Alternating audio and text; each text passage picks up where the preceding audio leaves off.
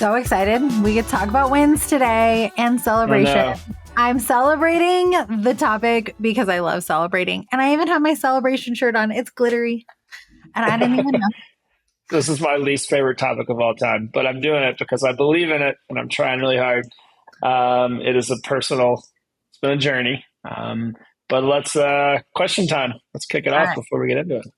Well, obviously, it's in alignment with our topic because I love talking about celebration. So, my question for you today, Mr. Taylor, is when is a time that you should have celebrated yourself and you didn't, and it cost you a lot? Okay. I mean, the list is long. So let me try to whittle it down.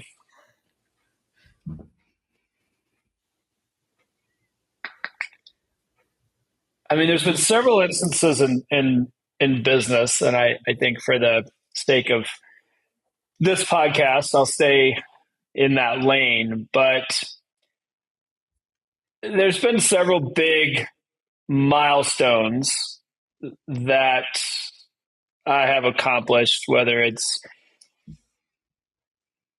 exiting businesses or doing different things. I can, specifically to one of the businesses that I own and that we work in together, TEC, is we have a technology side of that, and there's been lots of milestones in route to getting that up and running that are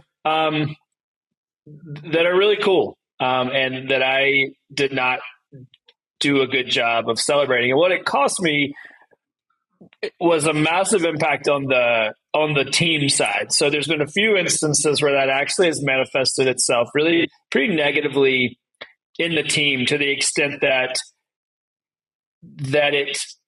it no one else was able to recognize the value of that thing, and no one else was able to see why that particular piece of technology or that particular thing that we had created was valuable, because I wasn't able and willing to celebrate it, and I was focused on future initiatives and things that were going to be a byproduct of those benchmarks.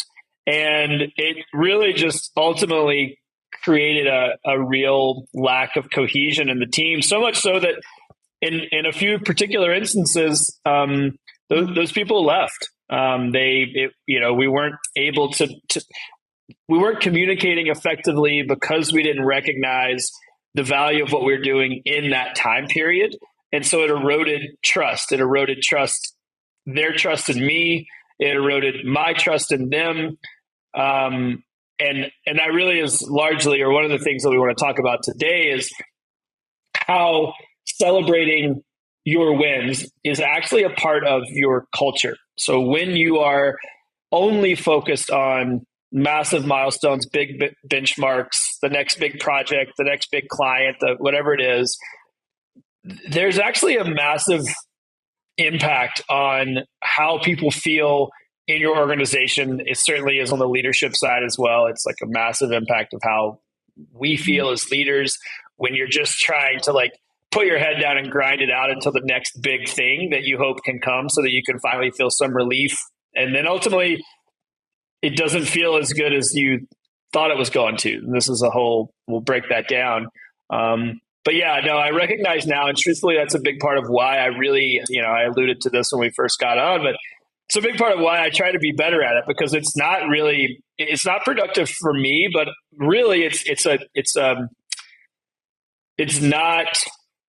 not respectful to the people that I am in service of, right? Like, it's not a fair ask for the other individuals that are involved in our organizations to put all their hopes and dreams in these singular aspects, these singular time periods. It's a much more, the environment that I strive to create, or that we strive to create in our organizations, is one where that each day is truly full of amazing opportunities, and people are doing great work. And when you diminish that by only focusing on these singular points in time, which are few and far between, it really whitewashes the whole the whole, the process in between from like where you're at now to this next big thing. So something that's really important to me because I feel a great, deal of responsibility and take a lot of care and pride in how I show up for people. And if I don't show up in alignment with kind of the spirit of celebration, then I think it really, kind of shifts on the whole, the whole thing.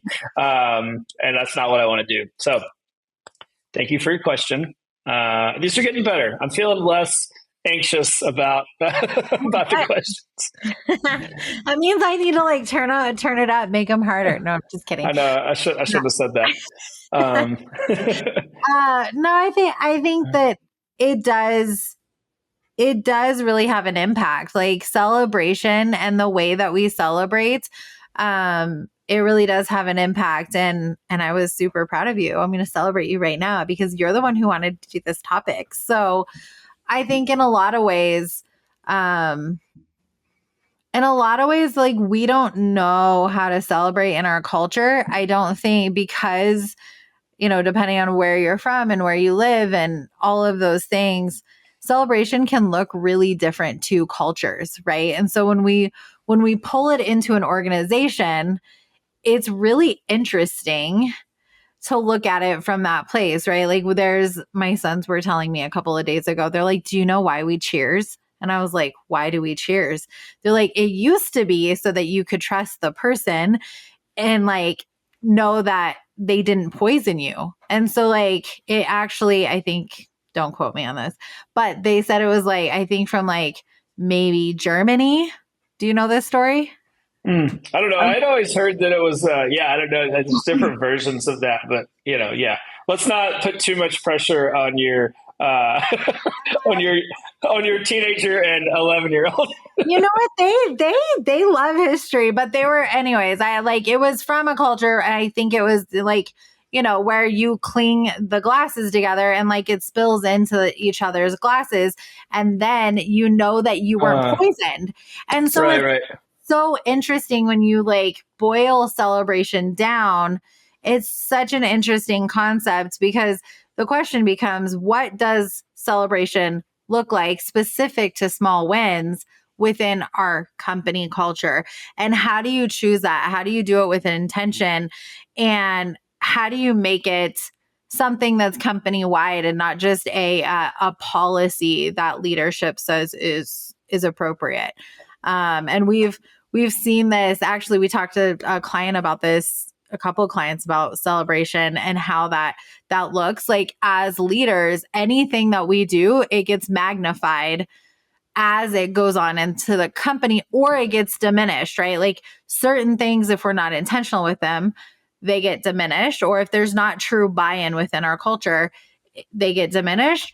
But then other things get magnified. And one of the examples this week that we heard was there was a manager that was closing business early and, having a glass of wine at the end of the day to celebrate things. And then it got magnified in their culture and it like turned into a problem. And so how do we do this well? I want to talk about how do we do this well? How do we encourage our team? What's the benefit of celebrating small wins? And how do we even do that within culture? Even, to make sure that it's not surrounded maybe around alcohol, that it's actually truly empowerment, and it yields a great result for each of our people. Because when this is done right, it allows us to empower people. It allows us to re-engage people. It allows us to enjoy the process and our people to enjoy the process. So this can be a really beneficial thing to integrate into your culture when it's done well and when it's done in alignment with your values. So let's hop in and get into the meat of this conversation, because I think it's one that's changed our lives personally, and it's also changed our culture, because we've done this. I feel I you know what, I'm going to celebrate us in the spirit of celebration. We've done this well, I think, in our team. We start every meeting with celebration, despite Taylor's annoyance with it. We like it's getting better. No, it's good. I mean, it's a fair point. Like how do you integrate it? I think that is and it's a work in progress, but I think integrating it in a way where it is a consistent part of the language is certainly a part of that, where it's not, it doesn't feel weird to talk about your wins, right? It doesn't feel weird to celebrate. And I think also celebration outside of work. So like part of what we do is like, what are your wins in general, right? So we encourage like our team to like, did you cook a great meal that your family liked? Did you get outside this weekend? Did you have a good, like whatever? And then of course, like, yeah, if there's stuff on the work front, I think that's part of the cultural piece though, is fostering an environment that where you look for those wins and you recognize that they are always happening. And because it is not natural or it is not a given that just happens, right? I think you do have to work to foster that environment, because otherwise the antithesis of that is that your work is punctuated by small benchmarks along the way, or small seasons of winning, and then you go back to work and you don't win until you get this next big thing. And I think that certainly is a more commonplace mindset. And so I think it starts with a mindset shift, and that has to come from the leadership. And then you have to recognize that there are things to celebrate on the daily and weekly and so on, right? And that you have to start to look for those things. You have to call them out and then start to recognize how those wins build towards these bigger benchmarks, right? So what does it look like to recognize that kind of the sum total of our effort is still very valuable, right? And we've talked about this a lot. Is our responsibility as leaders is to create an environment where people can do great work. And one of the things that you and I believe most in is that people want to do great work. We just have to create that environment and then give them everything they need to do that. And I think this is a really big part of that conversation, that if we truly believe that and we truly take that responsibility to heart, then the only way people can do great work is if they feel like they're winning on a consistent basis. If they're just putting their head down and keeping their nose to the grindstone until the next big project is completed and leadership tells everyone that now you can celebrate because now this is a win, that's a really tough environment to thrive in. And arguably one that's not going to create you're not going to thrive at all. And I think that, again, there's just so much opportunity to recognize that there is really great stuff going on all the time. And it might not be a massive like slam dunk, but there is great things happening. If people are doing good work in your organization, then I think that's something to be celebrated, right? And to look for those. I think too, to that point, you and I don't like to go back and look at COVID stuff. We don't like to be like, oh, because of COVID. But I think this is a really great thing that came out of COVID, is a lot of people started setting smaller milestone goals because there's been such a change in environment. Like we've had to pivot, we've had to change. And so goals, even how we do goals, has changed from an intentional place, because if we had too far goals that were too far out, all of a sudden they didn't matter. We had to pivot so many times that we just started setting smaller goals. And we've seen that in a lot of organizations where the milestones and the goals are just smaller. The benchmarks are smaller and the time frame is smaller. And I think that keeps us really intentional within getting things done and celebrating the process and enjoying the process and looking for those things to celebrate. The other thing that it does is it keeps us accountable. Like if you're looking for a way to keep your team accountable, celebrate the small wins. All of a sudden you realize what's going on in your team and you don't have to be like, so what did you do today? They're celebrating their small wins. Even myself, when we celebrate our small wins, this week I was like, I need to get this shit done because I want to celebrate it. The team has heard me talk about it for the last 3 weeks. I better check this shit off my list, because otherwise I have to talk about it again and not celebrate that it's not done. And it makes us more accountable when we have this place of celebration. But it's not from this oh, I got to get it done. I'm like, no, I want to celebrate this. I want to tell the team that it's done because they worked on it. We got to get this shit out. And so it it does make us more accountable to show up and do good work, because we know we're going to have to talk about it, right? Like we get to talk about it in the beginning of our meeting, and that's how we've structured it. And so it does make me think about it. Even as the owner, it makes me think about it in a different way, because I want to bring that. I love sharing with the team that we closed a new client. I love sharing with the team. Like those are things that I'm like, ooh, like let's do this, because it's fun to share with the team and get them excited about those things. And everyone gets to be a part of it. I think it also fosters like collaboration. Like it actually invites people in to be a part of the process versus siloed in their own little circles, especially with working remotely. Our team is mainly remotely, works mainly remotely. And it's just like incredible how disjointed it can feel, how siloed it can feel. And when we decide to celebrate our small wins, we get to be a part of everything, right? We get to be involved in the process versus just it. And I feel like it feels less like gloating too, or what's the word? Is that the word? Gloating? Is that a Mm, word? I don't know. Now it sounds weird. It's like one of those words you say I too know. much about it. No, I think that's it. The I think that's it. boasting. Maybe I'm mixing a word. Boasting. It feels less like boasting. That's the word I was looking for. Okay. I think I gloating's love it. still a word. I don't know. I like to make up words, as you guys will learn on this podcast.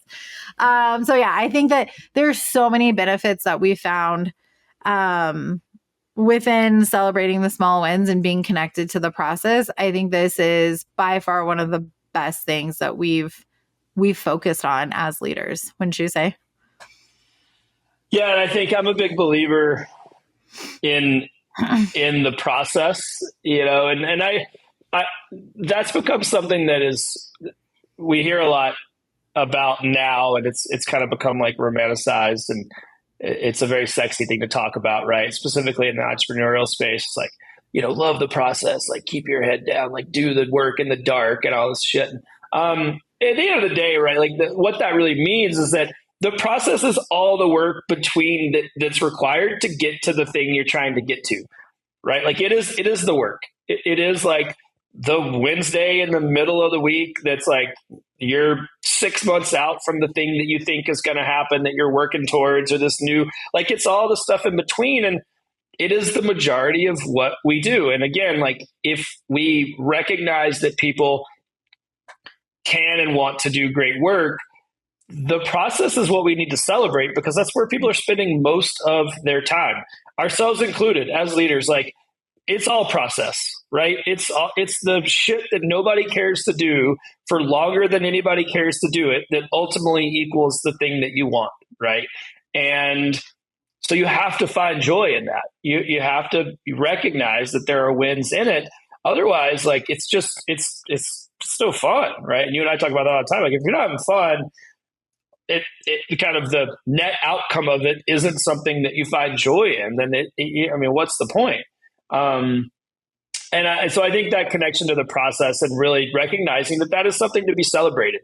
It's not just a grind. It's not, can I just phone it in or get this done so that I can move on to the next thing? It is the work, and it's the work that really matters. And I think ultimately adds up to equal a much more impactful end product, right? The thing again that we're moving towards, if you're trying to create something or go after a client, or whatever that benchmark is in your organization, that thing that you're working towards, a revenue goal or whatever, you're going to surpass that, or you're going to get much further than you imagined if you celebrate along the way, because it's just going to create an environment where people are doing much better work. They're more connected to their work. Because they're seeing those wins, they're seeing the outcome of their hard work. So I think that's, for me, I'm just always interested in figuring out how do you find joy in the day to day, because it's hard, right? Whatever you're building, whatever you're doing out there, if you're trying to make an impact, it's challenging. And so I think looking for those wins and recognizing, when they happen, and just taking a beat, and again integrating them into your culture, I think is a big part. So let's what's like an action item if we want to, somebody say, okay, I suck at this, this is not a part of my team, this is not a part of my culture. I'm not doing this. What's the thing that they can do to turn the page or to start to right the ship and build a culture in alignment with celebration? Give us like one or two things. Miss, you're the one to speak to this. It's not going to be me, so I'm going to turn it over to you. Whatever. No, my favorite place to start with this, as you know, is to start with vulnerability and share, like, with us. We're like, hey, we're not good at this.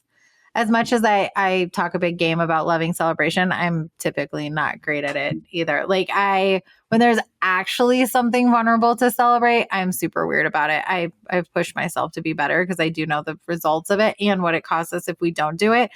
But I think there's an opportunity to just be transparent and honest with our teams and be like, hey, I'm not good at this. Because I would say I've yet to find a good amount of leaders that are just really great at celebrating their small wins or celebrating it all. Typically, we're like, okay, check, next. And we just like move the bar. We're just like, okay, that's nice, next. And we were just watching a show a couple nights ago, and like they totally did that. They're like, okay, great. Like the people were celebrating, and the manager was like, okay, great, next thing. And we're like, just completely mulled over it. And you're like, that's what we do to ourselves most of the time. So I think just addressing it within your team that, hey, I'm not good at this, so I'm going to try this and we're going to do this as a team, and then inviting them in to do it as a team. And then I think there's a ton of fun that you can have with it if you just ask your team what they want it to look like, right? Like, I think so many times we try to integrate something new into our teams and we're like, we're going to do it this way, or I got to figure it out. We hear that all the time. Okay, I got to figure that out. And I'm like, or just wait 1 second. Or here's an idea. Why don't you invite your team into the process to, like, especially with something fun, something that doesn't have to have like this exact result. Why don't you invite them in to build the process with you? And I think it gets to be fun that way. Then we get to track if it works together, how it's working for everybody together. So I think start with vulnerability and then collaborate on it. Invite your team into the process of celebration and celebrating the process, and talk about what it could look like within alignment with your vision and your mission. How do you take it to the clients? How do you actually draw the through line? And is there a way you can actually bring this all the way through your clients and help your clients celebrate, right? Then we get that through line all the way through, and everyone gets to be a part of the process. Can you use it as a marketing campaign? Like, how do we get to build a culture around this and have a culture of celebration and being connected? The reality is, when we are celebrating the small wins, we're connected and engaged in the process. And so how can we utilize connection within our team? And so I think that's number one. I just start with you, because if you're not going to do it, chances are your team's not going to embrace it. So if you want to do this first, the team then embraces it. But most of the time we just try to make our team do it. I'm totally guilty of that. I'm like, you guys should do this thing. And then you're like, this is falling flat. No one's doing it. And it's like, but am I doing it? So I think it has to start with us. If you're not willing to do it, your team's not going to engage, and it's going to feel inauthentic. And then it's just going to be another task that you have to freaking manage that you're going to complain about. So get engaged, do it first, be the leader. That would be mine. I love it. It feels like a very mic drop-esque, moment to end on. I love it. So as always, impactinitiative.network for more information, more resources. If we could be of support, we are here to provide value first and foremost and help you transform your leadership style, help you transform your team, build a culture that's actually meaningful, where people can do great work, and you can actually celebrate that great work in a way that doesn't feel shitty. So impactinitiative.network, let us know how we can help. We'll see you next time on Impact Minded.